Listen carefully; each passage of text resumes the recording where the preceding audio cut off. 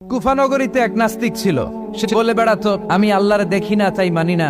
কুফানগরীর লোকজন বলে, আমাদের এক ইমাম আছে নাম নু'মান ইবনে সাবিত, ওনার সাথে বসলে তুমি আল্লাহরে দেখতে পাবা। সে বলে, তাই তাহলে তোমাদের ইমামকে ডাকো। সাইয়েদনা ইমাম আবু হানিফা টাইম দিলেন, এই জুমার দিন, আজকে জুমার দিন না, এই জুমার নামাজের পরে ঠিক ভর দুপুরে 2টায় সবাই আমরা একত্রিত হব। নাস্তিকও আসবে, সাইয়েদনা ইমাম আবু হানিফাও আসবে। জুমার সালাতের পরে লোকের বন্যা বয়ে গেল, বাঁধ ভাঙা জোয়ার, অনেক মানুষ।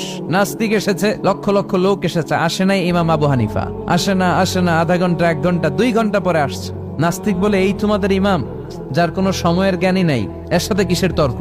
সাইয়েদনা ইমাম আবু হানিফা বলে, ইনদি উযর, আমার ওজর আছে। কি ওজর? সাইয়েদনা ইমাম আবু হানিফা বলেন, আমি ঘর থেকে বের হয়ে আসার পথে একটা নদী পার হয়ে আসতে হয়।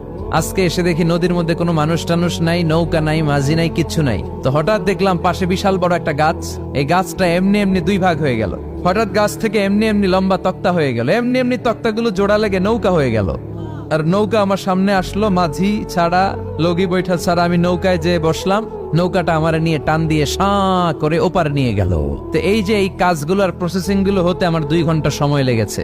নাস্তিক কয়, তগ ইমাম গাঞ্জা খাইছে, মাথার তার ছিঁড়া গেছে, নাহলে কোনো সুস্থ মানুষ এ কথা বলতে পারে? এমনি এমনি নাকি গাছ ভেঙে তক্তা হয়, এমনি এমনি নাকি তক্তা লেগে নৌকা হয়, এমনি এমনি নাকি মাঝি ছাড়া নৌকা চলে? সাইয়েদনা ইমাম আবু হানিফা বললেন, এই তো আপনি লাইনে চলে আসছেন, আপনারে বুঝানো এখন আমার খুব সহজ হবে। এমনি এমনি গাছ কাটে না করাত ছাড়া, এমনি এমনি তক্তা জোড়া লাগে না, নৌকা হয় না মিস্ত্রি ছাড়া, এমনি এমনি নৌকা চড়ে না মাঝি ছাড়া। তাহলে এত বিশাল বড় আকাশটা কেমন করে এমনি এমনি হলো? জমিনটা কেমন করে এমনি এমনি হলো?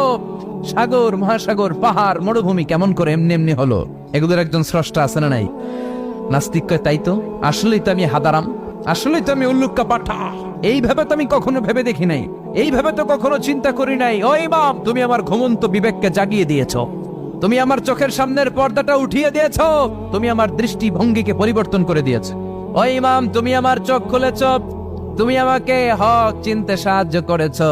আর দেরি করতে চাই না, আমারে পড়িয়ে দাও লা ইলাহা ইল্লাল্লাহু মুহাম্মাদুর রাসূলুল্লাহ।